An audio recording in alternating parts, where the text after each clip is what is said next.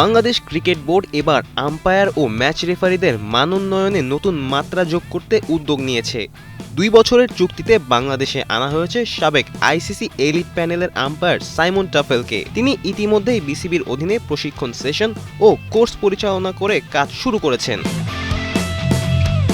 BCB সম্ভাব্য match রেফারিদের জন্য একটি 2 দিনব্যাপী কর্মশালার আয়োজন করে। এই কর্মশালায় দেশের সম্ভাব্য নতুন ম্যাচ রেফারিরা অংশ নেন।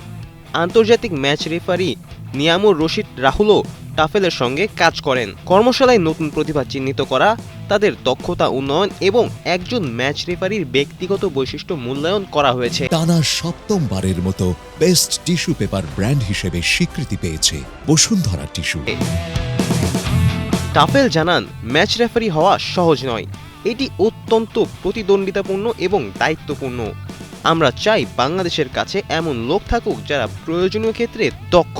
তিনি নারী রেফারিদের অংশগ্রহণকেও স্বাগত জানান এবং বলেন, যোগ্যতা মুখ্য, লিঙ্গ নয়। আমরা চাই পুরো বাংলাদেশের প্রতিভা কাজে লাগুক।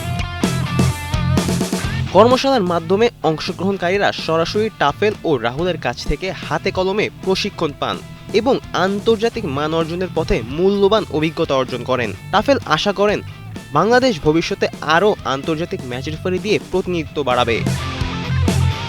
ফারদিন রেজা, কালের কণ্ঠ।